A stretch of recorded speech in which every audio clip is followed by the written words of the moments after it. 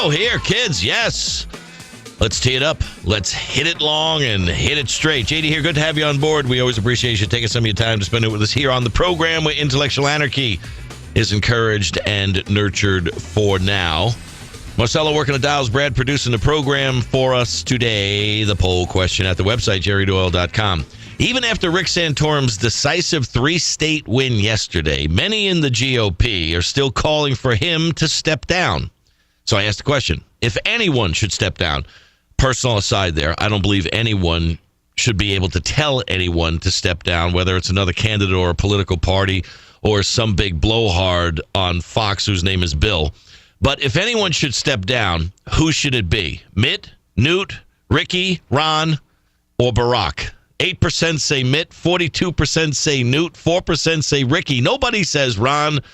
Barack, 46%, leading the pack of those who should step down. You can answer it there at the website or here at 800-876-4123. I got to tell you, it's because it's my job. I'm a talk show host. I have to tell you, because if I don't tell you, then for the next 3 hours, basically, we're not going to hear much going out over the airwaves.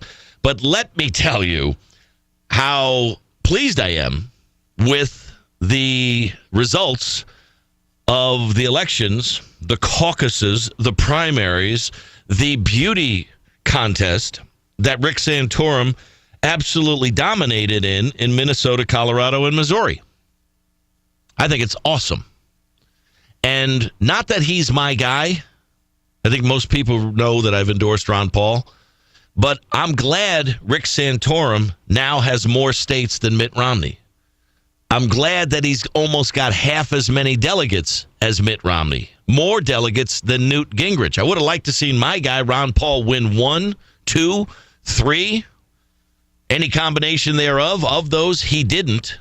But to me, the beauty of what's happening right now is that the people, as this races across the country, are telling the establishment what it is that they want. They're telling the other candidates what it is that they want. They're supporting their candidates, they're dismissing others, and they're letting their voice be heard. And now we've heard from, 8 states total? Yes. We've still got 42 to go.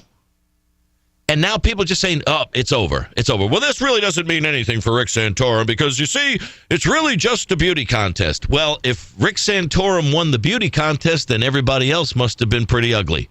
Because even the beauty contest winner gets the crown, the sash, and the bouquet of flowers. And he came away the big winner. And you can figure out any reason that you might like to put it in your brain as to how he won, whether it was the anti-Romney vote, whether it was the Romney fatigue vote, whether it was the ground game of Santorum, the sympathy vote for his daughter, whatever you want to determine it to be, however you're comfortable in understanding that. Understand this. The more chaotic and the more prolonged and the more down and dirty this gets.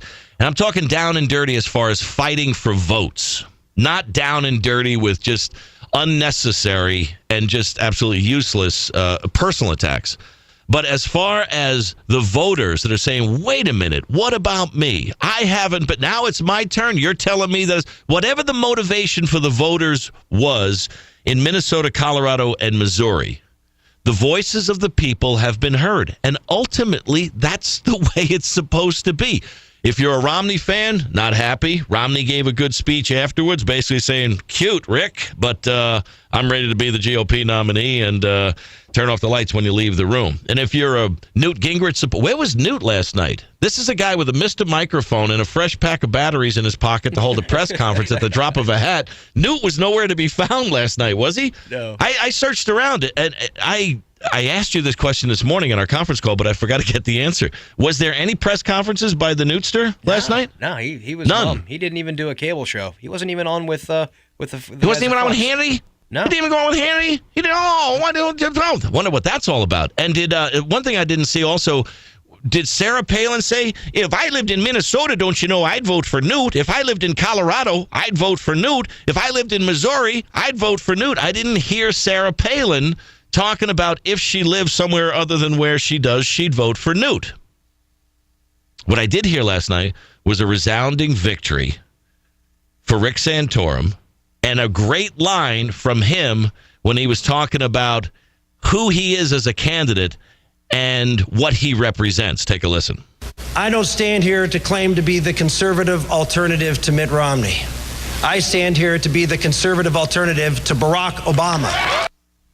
I give him props for that. Way to go. Way to go, Rick Santorum. We're going to take an early break here. We're going to come back. We're going to be joined by Brad Thor, New York Times bestselling author. His latest book is Full Black. He's got another one coming out here pretty soon. I don't know exactly what the drop date on it is.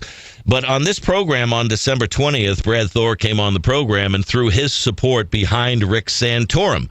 Brad Thor knows a lot about terrorism. He knows a lot about politics. He knows, obviously, a lot about writing. And apparently he knew something about Rick Santorum then that a lot of other people missed who dismissed Rick Santorum. Brad Thor, when we get back, the phone number here, 800-876-4123. Emails at the website, jerrydoyle.com. Cash and prizes can be sent to my P.O. box. Anyway, stick with us. We'll be right back. Jerry Doyle.